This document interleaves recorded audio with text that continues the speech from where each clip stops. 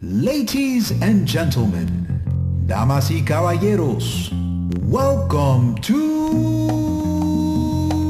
Siempre Pa'lante. Pa'lante.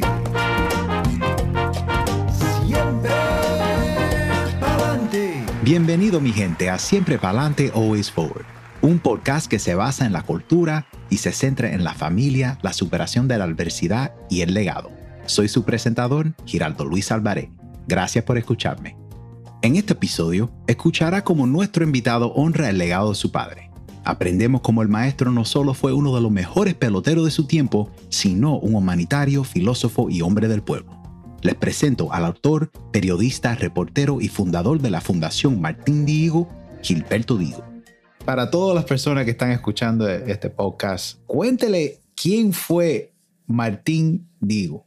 Martín Diego está considerado como el pelotero más completo en la historia del béisbol en general, no solamente del béisbol cubano. Hay un testimonio de un pelotero que decía, tú lo veías jugar tercera y tú decías que era un tercera base. Después lo veías jugar short y decía, era un short natural. Lo veías jugar segunda y jugaba segunda. Lo veías jugar primera y se desplazaba bien en primera. Pichando en 2 ocasiones, Martín Diego ganó el líder de los bateadores y el líder de los lanzadores. Lo ganó en Cuba y lo ganó en México.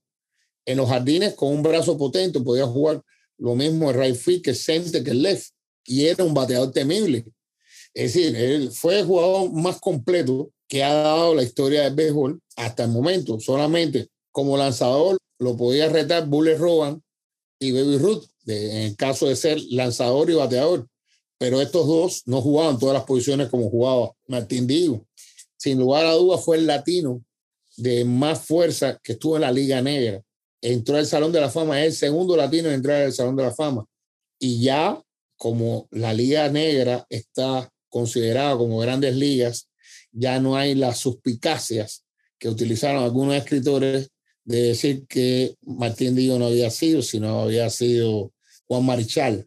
Decían que había sido Juan Marichal porque era de grandes ligas. Entonces ya no hay esa suspicacia. Incluso ya Juan Marichal no es el primero que entró a grandes ligas. Ya no es el primero, es otro dominicano. Es decir, la entrada muy justa además de estos peloteros de la Liga Negra a ser considerados grandes ligas es algo que no es una concesión, era algo que era justificado. Entonces, Martín Diego jugó béisbol en México, en Cuba, en Puerto Rico, en Venezuela, en República Dominicana y en los Estados Unidos. Y en todos estos lugares brilló por luz propia, que además es el único pelotero que está en 5 salones de la fama. Aparte de todas esas posibilidades deportivas que tuvo Martín Diego, sin lugar a duda que fue un atleta tremendo, fue un hombre de su tiempo, fue un hombre preocupado por los problemas sociales. Martín Diego, desde muy joven, entró al Partido Socialista Popular. Los socialistas siempre tienen una serie de beneficios. Y luego de la Segunda Internacional, los comunistas empezaron a trabajar con las minorías, con el ánimo de que estas minorías se sintieran atraídas por estos posibles beneficios que ofrecían o decían tener el socialismo. Entonces, cuando tú ves en Cuba todos los negros destacados o intelectuales pertenecían al Partido Socialista Popular. Y mi papá fue uno de ellos. Fue un individuo que además de eso fue un filántropo. En determinados momentos yo en México tuve la vivencia de encontrarme con un hombre que me dijo que mi papá le había pagado toda la colegiatura de 1 año para que él estudiara. Martín Diego fue un hombre que respetaba la historia. Yo aprendí a valorar la historia de Cuba precisamente por un juego que empezamos a hacer él y yo de él hacerme preguntas de historia y yo responderle. Y cada vez que yo le respondía bien, él me daba dinero. Y yo empecé para poder ganarle, a leer y a leer, a leer más historia. Y yo en un momento me dijo, ya no voy a jugar más contigo porque tú sabes mucho y estoy perdiendo. Y el libro de Mi Padre era Inmortal es un libro donde quiero que las personas vean la parte humana de Martín Diego. No solamente lo grande que fue como deportista, sino también la parte humana como hombre de su tiempo, como hombre comprometido con los problemas sociales, como hombre que siempre no paró de luchar. Él fue, sin lugar a dudas, uno de los primeros que se convirtió en comentarista radial, y para hacerlo tuvo que luchar, porque imagínate tú, negro, no tenía estudios universitarios, entre comillas, y los narradores le empezaron a poner trabas y tuvo que hacer un examen y lo aprobó y se convirtió en comentarista radial. Martín Digo fue uno de los pioneros en Cuba, por decir que fue el primero. Después lo siguió Juan Ealo, que fue otro individuo de pelota, pero el primero fue Martín Digo, que lo contrató la Radio Cadena Oriental. Martín Digo escribió en el periódico América Deportiva, que era un periódico que era del Partido Socialista, y después, cuando regresó a Cuba, cuando triunfó la revolución de Fidel Castro, comenzó a escribir una columna que se llamaba Desde el Pan de Matanzas. El Pan de Matanzas es la única elevación que tiene la provincia donde él nació. Entonces, él escribía esa columna donde colocaba anécdotas, daba opiniones y escribía cosas históricas. Cuando jugaba pelota durante mucho tiempo, el gran sueño de él, que no lo pudo cumplir, fue escribir un libro de historia, precisamente por mi abuelo Benito. Entonces, en la época esa que él le tocó vivir, los veteranos de la guerra de independencia estaban vivos. Él iba ahí, conversaba con ellos. Fue un hombre realmente increíble. Era un gran cocinero. Hay un libro de Buck Leonard que dice que se había quedado sorprendido de la manera que Martín Digo había hecho un cerdo en la tierra. Y eso también lo debe de sus visitas aquí a los Estados Unidos, porque en la Liga Negra muchas veces no podían entrar a los restaurantes. Ellos jugaban en la Liga del Este. La Liga del Este es el sur. Entonces, ahí muchas veces tenían que comprar los alimentos y cocinarlos ellos mismos. Entonces, evidentemente, él aprendió a cocinar en esos trajines y se hizo un buen cocinero, cocinaba muy bien. Era un gran conversador. Tú te quedas horas oyéndolo hablar, porque además decía tantas cosas interesantes, una vivencia única, había pasado por tantos países, había conocido tantas gentes y sobre todo se había cultivado, porque después de ser un muchachito, en su primer viaje de 16 años que no sabía, cuando llegó al puerto, en aquella época no había avión, ellos viajaban en barco a los Estados Unidos, salía el barco desde Cuba a Estados Unidos, y cuando él llega al puerto, se da cuenta se le había quedado el bate y se pone nervioso y quería virar para buscar el bate. Y Pelayo Chacón le dice, tranquilo, novato, tranquilo, el cargabate tiene tu bate ahí. Es decir, él no sabía ese detalle que tenían los equipos en ese primer viaje, que le pusieron el hombre de la suerte, porque no tuvo un bateo consistente, pero bateaba en los momentos oportunos. Y en ese primer viaje comenzó a pichar, jugó segunda, porque el segundo titular se había lesionado, pero cuando tuvo los boy scorer, jugó segunda, primera, jugó jardines, porque esos equipos iban con una nómina exacta, porque como te dije hace un rato, ganaban por recaudación, no ganaban por salario. Entonces, mientras menos eran, más dinero podían ganar. El billete le llegaba. Por ejemplo, si un pitcher explotaba, ese iba a jugar primera tal vez y el de primera venía a pichar o iba a los jardines. Realmente eran nóminas muy corticas, de 12, 15, 16 peloteros cuando más, no tantos. Un Martín Digo es difícil que se pueda repetir porque el béisbol hoy en día está muy especializado. Ahora lo quieren comparar con Ohtani, ¿no? Tal vez no pueda jugar todas las posiciones de una manera brillante como lo hacía Martín Digo, pero Martín Digo pudo desarrollar ese talento porque las coincidencias, el momento en que le tocó vivir, pudo desarrollar todo ese potencial. Tal vez si hubiera nacido años después no lo hubiera podido hacer porque no era necesario. Tuvo la desgracia de nacer en ese periodo, pero tuvo la suerte también de nacer en ese periodo. Volvemos de nuevo a Yin y Yang. Es decir, en la vida no hay nada que tú puedas decir que es completo. El secreto de la vida está en encontrar el equilibrio. Él consiguió su equilibrio en ese momento. Era algo normal. Eso también hacía Lázaro Salazar. Pichaba, jugaba primera, pero era zurdo. Cualquier jugador de la Liga Negra jugaba como mínimo 2 posiciones, pero generalmente jugaban 2 y 3 posiciones, hasta 4 posiciones jugaban, porque la Liga Negra los obligó a eso. Entonces, bueno, Martín Digo fue un jugador de la Liga Negra, fue un jugador extraordinario, pero sobre todo, lo más importante, fue un ser humano increíble. Y es lamentable que haya muerto tan joven, murió solamente con 65 años. Y ahora, una palabra de nuestro presentador, Giraldo Luis. ¿Sabías que el amor de Martín Digo por el béisbol nació en el Estadio Palmar de Junco en el barrio de Pueblo Nuevo, Matanzas, Cuba? Esto marcó el comienzo de una carrera ilustre que se extendió por más de 20 años jugando impecablemente en las 9 posiciones del diamante de béisbol. Antes de Shohei Ohtani, existió Martín Digo. ¿Qué talentoso era? En 1938, jugando para la Liga Mexicana, batió .387 ganando el título de bateo y como lanzador tuvo marca de 18 victorias y 2 derrotas con un promedio de .9 carreras limpias por juego. Sus logros en el campo fueron legendarios, lo que lo llevó a ser incluido en 5 salones de la fama del béisbol. Fuera del campo es donde realmente dejó su huella. Usó todas las oportunidades que tuvo para ayudar a otros a lo largo de sus viajes por Cuba, América Latina y los Estados Unidos. El inmortal, el maestro, nunca será olvidado. Ya tú sabes, ahora del Welter Show. Pero él creía en la democracia, creía que el régimen de Fidel Castro iba a llevar lo que siempre él soñó, que era un país con determinadas libertades. Fíjate que él se autoexilia. Cuando Batista hace el golpe de Estado, él se va del país, él solo se exilia, nadie se mete con él. Y él dice que él se iba de ahí cuando había un gobierno corrupto que había dado un golpe de Estado. Nadie se había metido con él. Ningún pelotero hizo eso.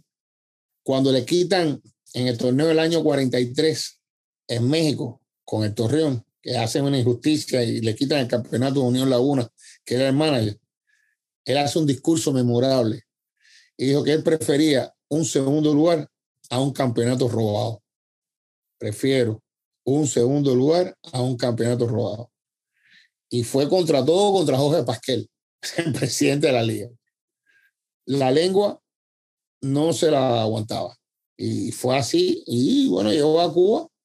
El propio Carlos Rafael Rodríguez, que fue un líder comunista, me dijo que la manera de Martín le trajo problemas y lo apartaron. Uno de los motivos, la operación que tuvo Martín Digo, fue la gran depresión que tuvo, de verse cada vez más orillado, un hombre tan grande, con tantos deseos de hacer cosas.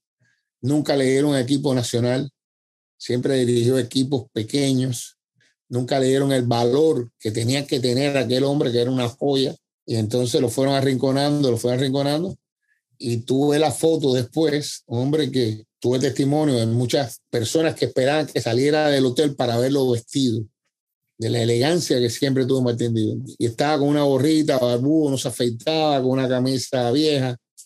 Es decir, la depresión lo fue llevando, y como bien te decía, cuando no eres feliz, cuando estás en un estado negativo, tus células empiezan a trabajar mal y las hormonas trabajan mal. Él llega a Cuba en el año 59 con 53 años y en el año 69 ya estaba perdido ya con 63 años. En 10 años ese gobierno lo liquidó porque 2 años después murió en el 71. No pudo sobrepasar ese periodo depresivo.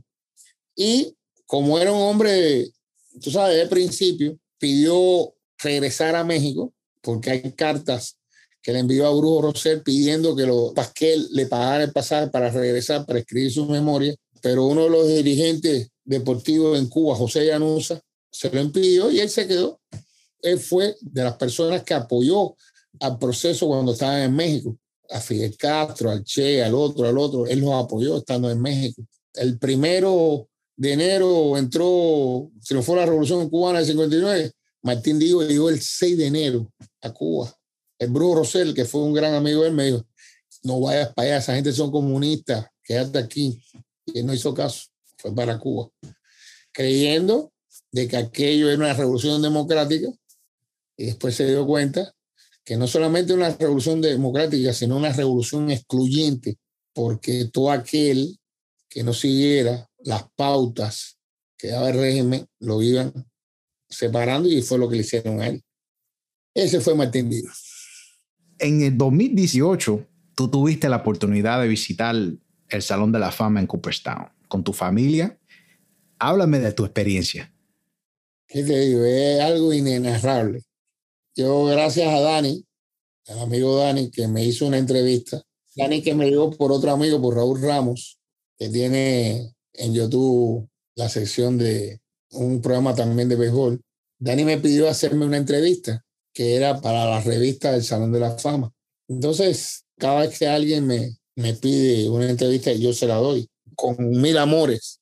Pero le pedí a Dani si era posible organizar una visita al Salón de la Fama y él me dijo que le iba a consultarlo y me dijo que sí. Y allá fuimos Dani Torres, Raúl Ramos y mi familia de Palenque. Por primera vez un pariente cercano, porque mi hermano nunca pudo ir, ni ninguno más de la familia, ¿no? Estaba en Cooperstown y ese honor me tocó a mí. Y cuando llegué a la placa yo no pude aguantar, yo empecé a llorar porque fue una emoción enorme, ¿no? Fue una emoción enorme. Me emocioné porque lo que yo he tratado todo este tiempo es mantener vivo el legado, no solamente de mi padre, sino el legado de todos aquellos que acompañaron a mi padre, que merecen también y que sé que mi padre en cualquier lugar que esté estará contento porque yo no solamente me ocupo de él, sino me ocupo de sus amigos, de la gente que jugó pelota con él, de la gente que lo ayudó a ser grande, porque un juego de pelota no solamente un individuo, hay 8 personas atrás que apoyan a ese hombre. Y además mi padre siempre fue un preocupado por todos sus amigos en términos generales. Él no acumuló nunca fortuna porque él era espléndido. Él lo que tenía lo soltaba. Él me dijo, coge lo que tú quieras. Él fue así, él fue a manos llenas. Y poder con la fundación y poder dar ese homenaje e ir a Cooperstown y llegar ahí de frente a donde estaba él, el padre, mentalmente, padre, llegué aquí, estoy contigo. Yo no pude llegar al entierro de mi papá. Yo llegué tarde, ya lo habían enterrado porque yo estaba preso en el servicio en esa época. En el libro lo digo, ¿no? Y durante mucho tiempo yo tuve una relación amor-odio con mi padre, ¿no? Pero cuando yo llego a donde está enterrado, que estaban todas las flores, yo ahí empecé a llorar, porque realmente yo siempre amé a mi padre. Pero amé a mi padre no por ser Martín Diego, porque eso lo supe después. A mi padre porque era mi padre. Era alguien que yo no tuve la suerte de que mi papá y mi mamá, en la época que yo tenía conciencia, vivieran juntos en una casa. Estaban separados, entonces yo estaba los fines de semana, pero estar los fines de semana con mi papá para mí era algo inmenso. Yo recuerdo que el día que él llegó a la casa, él llegó un día por la noche y yo estaba despierto. Y él llegó y mi mamá se sorprendió porque él había llegado, no avisó. Y él le dijo, me llevo el niño. Y fuimos para un hotel y yo nunca me había separado de mi mamá. Y yo empecé a llorar y yo me quedé con mi papá. Y yo me fui con mi papá. Esa noche yo dormí en la misma cama con mi padre. Eso es un recuerdo que yo jamás borro, porque yo era un niño que quería tener la figura de mi papá y entonces mi papá era enorme, era gigantesco, ¿no? Y además súper simpático y yo me reía y de verdad llegar ahí y ver aquella efigie, esa cosa de finalmente he podido hacer esta fundación que yo pretendo, que se lo dije el otro día a mi esposa, que cuando yo no esté, esto no es para mí, esto es un legado que estoy dejando para la familia o para aquellos que sigan, que se vayan uniendo a esta fundación, que su mayor esfuerzo es rescatar la memoria histórica, que los latinos nos sentamos orgullosos de saber que tuvimos un Lázaro Salazar, que tuvimos un Pancho Coimbre, que tuvimos un Luis Rodríguez Olmo, tuvimos un Beto Ávila en México, a un Oscar Levy en Panamá, que tuvimos esos peloteros que fueron gigantescos, que además jugaban en todas partes. Y tú ves las crónicas. Yo para hacer el libro investigué mucho los periódicos de la época y tú veías las palabras de los diosas de todos los periodistas hablando en términos generales de todos los peloteros, de cómo jugaban, con la pasión con que jugaban la pelota.